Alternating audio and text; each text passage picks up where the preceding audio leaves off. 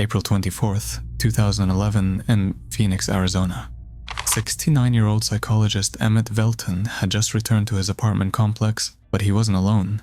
CCTV footage captured Velten pulling into the lot in his Toyota RAV4. In the passenger seat sat a young, unidentified man in his mid-20s. He wore a bright green baseball cap, a white shirt, dark pants, and carried a messenger-style bag. The camera followed the two as they exited the vehicle and walked inside the building. Their interaction seemed casual and comfortable. Maybe they were friends, maybe more. We don't know. What we do know is that this footage would capture the last moments Emmett Velten would ever be seen alive and well.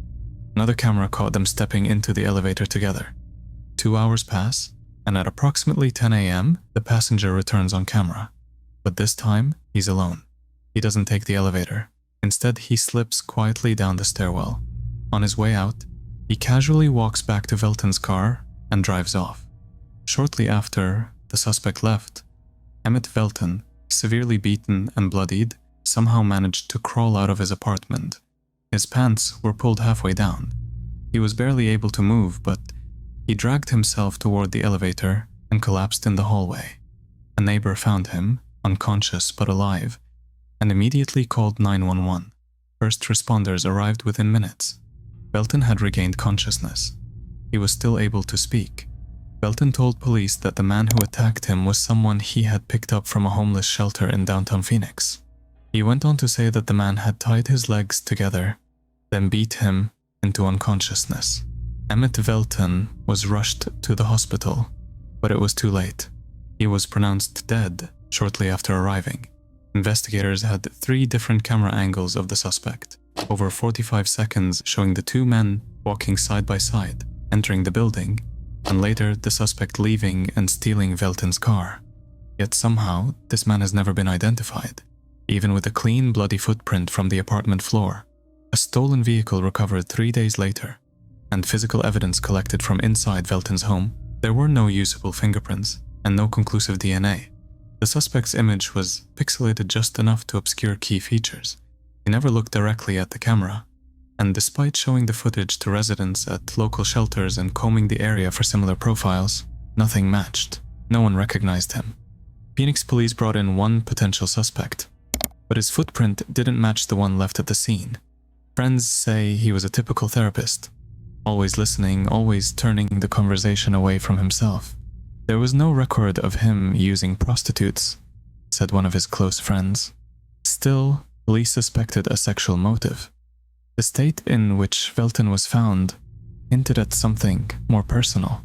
No items were missing from the apartment. The stolen car was abandoned almost immediately.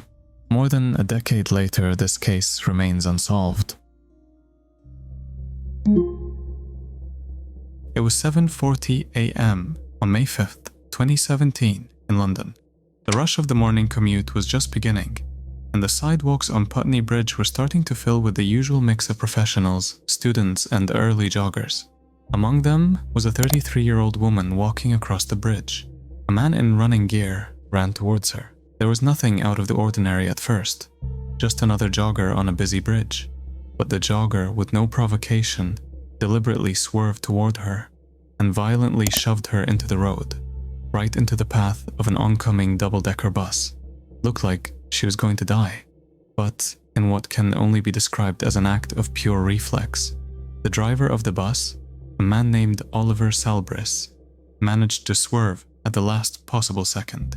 The woman fell hard, scraping her body on the pavement, but miraculously only suffered minor injuries. The bus passed so close to her head that one single footstep in the wrong direction would have been fatal. The bus driver was hailed as a hero, and rightfully so. But while the woman was on the ground, the jogger didn't stop. He didn't even look back. He just kept going. What happened 15 minutes later is what made this case even stranger. The same man jogged back across the bridge, passing the exact same woman he had just shoved. She tried to speak to him, to confront him, to make sense of what had happened, but he just ignored her. He ran right past her like nothing had happened. The video was watched millions of times around the world. Still images appeared on the front pages of newspapers everywhere. The man was quickly dubbed the Putney Pusher, and he became a kind of national hate figure overnight. Police opened an investigation. Dozens of people came forward. Online sleuths scoured the footage, analyzing every possible detail. The man's running style, his posture, his clothing, even his clenched fists. Some claimed he must be local. Others were convinced he was a visiting businessman. Some people were so invested, they began compiling spreadsheets of known joggers who frequented that area of London. 2 men were arrested in connection with the case. One of them, Eric Belquist, a 41-year-old banker, was publicly named and widely assumed to be the attacker. But just days later, he was cleared. His lawyers produced what they called irrefutable proof that Belquist was out of the country at the time. He'd been in the US, and just like that, the case hit a wall. The police conducted an exhaustive investigation. They looked into over 50 people of interest. Every single one of them was reviewed. Every possible lead followed. But in the end, none of them matched the man in the video. The case was quietly closed 6 years after the attack. To this day, the identity of the Putney Pusher remains unknown.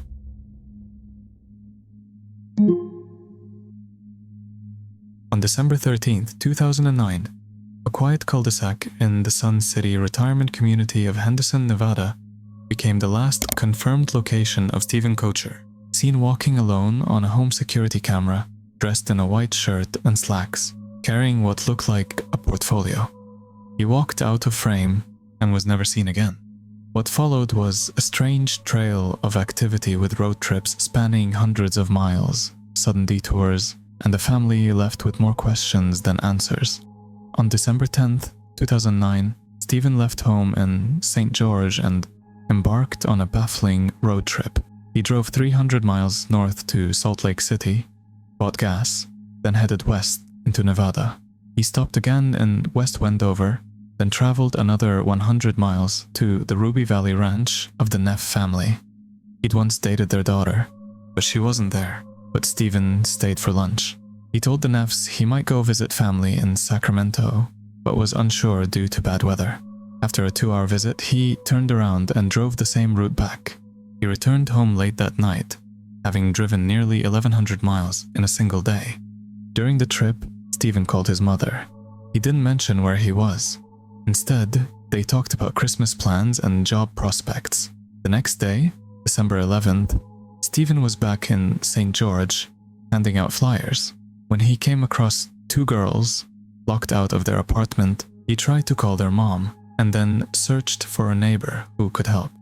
That same day, he spoke with his ward's bishop about job opportunities. The bishop recalled that Stephen was in good spirits and promised he'd have a job lined up by the start of the new year. On December 12th, Stephen took another unexplained trip. His phone pinged near Overton, Nevada that morning, then later in Mesquite, where he bought gas and snacks. He was over 100 miles from home. That night, around 10 p.m., a neighbor saw Stephen return to his apartment. 30 minutes later, he left again. Whether he came back that night is unknown. At 7:45 a.m., on December 13th, Stephen answered a call from Greg Webb, who was returning from Las Vegas and worried he wouldn't make it back in time for church. He asked Stephen to fill in. Stephen replied that he was also in Las Vegas but would return if needed. Webb told him not to worry. That was the last conversation anyone remembers having with Stephen Koecher. At 11:45 a.m., a security camera on Savannah Springs Avenue in Henderson, Nevada, captured Stephen's car, a white Chevrolet Cavalier, pulling into the cul-de-sac.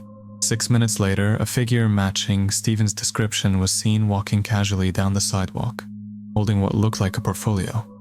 Another nearby security camera later captured a reflection of the same man walking north on Evening Lights Street. Later that day, around 5 p.m., his phone pinged a tower over 10 miles northeast in Henderson.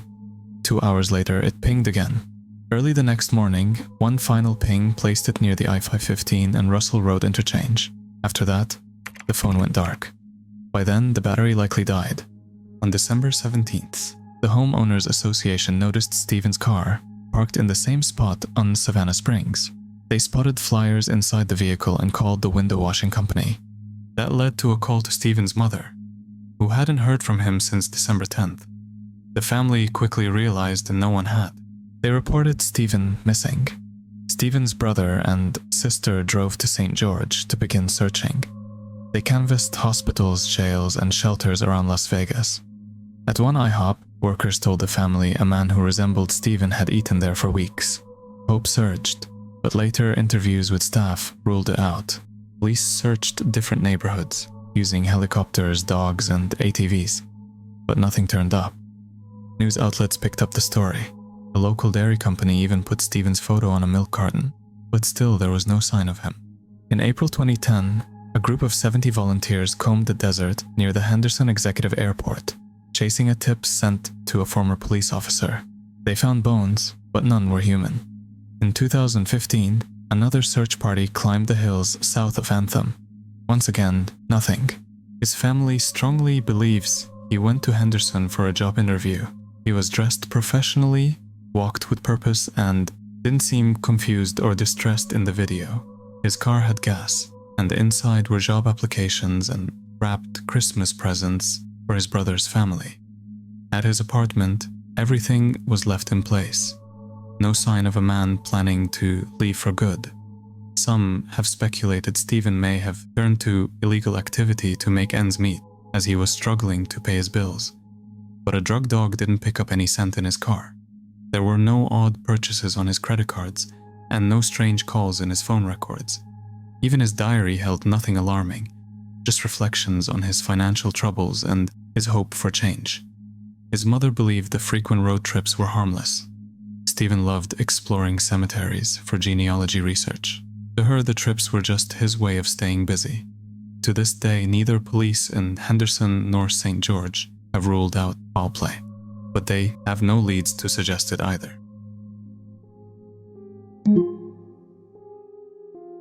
On the night of November 20th, 2006, 19-year-old Jesse Ross was in downtown Chicago, attending a National Model United Nations conference. Jesse, known for his bright red hair and quick smile, had recently landed a dream gig as an on-air radio personality in Kansas City.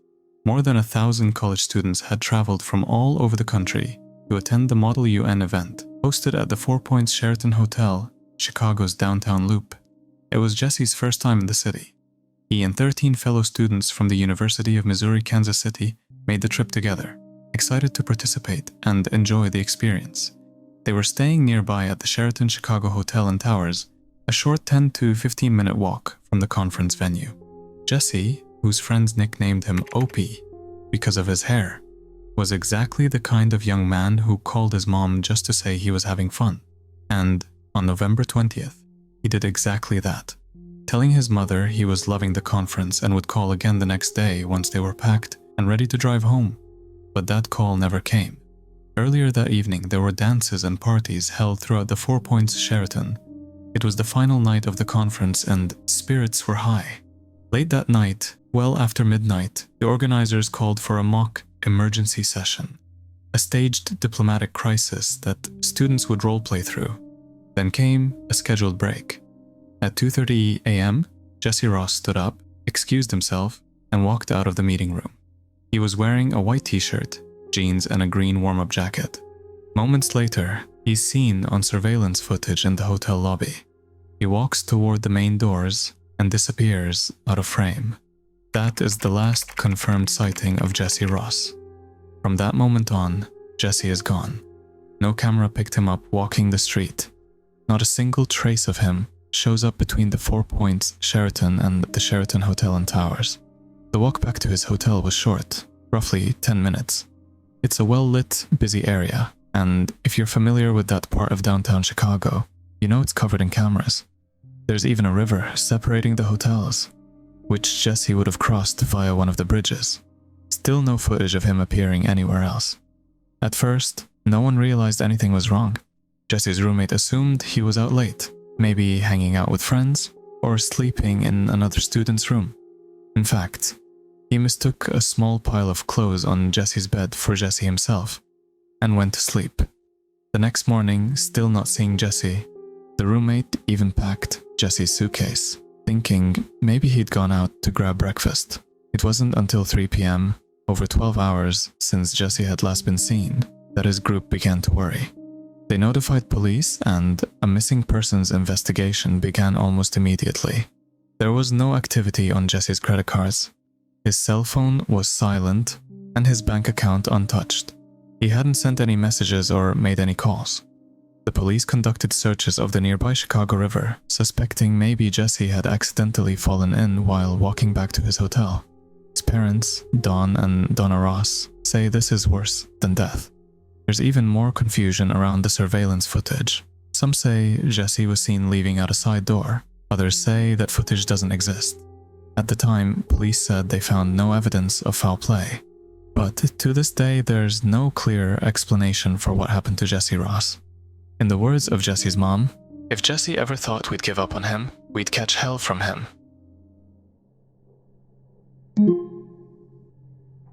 The Jamison family, Bobby, Sherilyn, and their 6-year-old daughter Madison, left their home in Eufaula, Oklahoma in early October 2009 with plans to scout out a piece of land in the remote mountains, but they never came back. A few days later, their white pickup truck was discovered abandoned on a rugged dirt trail near Red Oak. It was sitting quietly in the middle of nowhere. Inside, police found their malnourished dog, Maisie, barely clinging to life after being trapped in the vehicle for days. But that wasn't the only strange thing. There were also the Jamisons' wallets, their phones, and over $32,000 in cash just sitting in the truck. Authorities initially believed they may have simply wandered off, gotten lost, and died of exposure. But that theory quickly unraveled. The money alone was bizarre. The Jamisons were not known to carry large amounts of cash. They weren't drug dealers, at least not officially, and nothing about the way the truck was left pointed to a family planning to start a new life. Everything suggested they had intended to return. Before the truck was found, the last known footage of the family came from their own security cameras set up outside their home. The footage time-stamped the day they disappeared, shows Bobby and Sherilyn making multiple trips between their house and the truck, and they don't appear to acknowledge one another. Many people who watched the video say they move stiffly as if they were in a trance, but that is hard to tell due to the low frame rate of the camera. They silently load belongings into the vehicle. In one trip, Sherilyn is seen carrying a large brown briefcase. That briefcase has never been found. The police later called it a key piece of evidence, but no one knows what was inside. Sherilyn's handgun also vanished without a trace.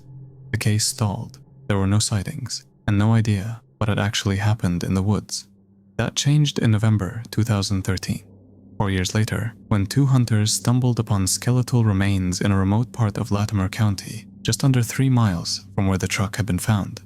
And only on 5 tonight, an Oklahoma mother may finally get the peace she has been waiting for. Her son has been missing for 4 years now, but this weekend, a possible break. Sky 5 flew over the Sands Boys Mountains where hunters found the skeletal remains of 2 adults and a child. This is the same area where Bobby and Sherilyn Jamison disappeared with their young daughter. KOCO's Kim Passoff spoke to Bobby's mother about her long wait for answers.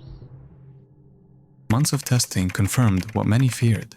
They were the remains of the Jamison family, but it only raised more questions. The medical examiner couldn't determine a cause of death for any of them. The bodies were too badly decomposed, but all 3 were found lying face down, close together, suggesting they died at roughly the same time and in the same place. There were no signs of trauma, no sign of how they got there. Some speculated they had gone into hiding, perhaps even entered witness protection. Others suspected murder, suicide, or even some kind of cult activity. Bobby had reportedly been reading the Satanic Bible, and the couple had told their pastor they were seeing spirits in their home. Sherilyn once claimed she saw dark figures that would vanish when she turned around. One of the strangest theories involved Bobby's father, Bob Jamison. Bobby had recently filed a lawsuit against him, claiming abuse and threats. He accused his father of hitting him with a car, stealing money from him, and being involved in meth and other criminal activity. Some thought Bob Dean had arranged for them to be killed, but he was later cleared by police. Investigators said there was no evidence tying him to the disappearance. Still, meth came up again and again. The large sum of cash, the erratic behavior, the weight loss both Bobby and Sherilyn showed in the months leading up to their disappearance. Another popular idea was that Bobby had been cut off from pain medication. He suffered from chronic back issues and may have spiraled into desperation. Perhaps the withdrawal triggered a psychosis or other dangerous behavior. Back at their home, neighbors said the Jamisons had become increasingly isolated and paranoid.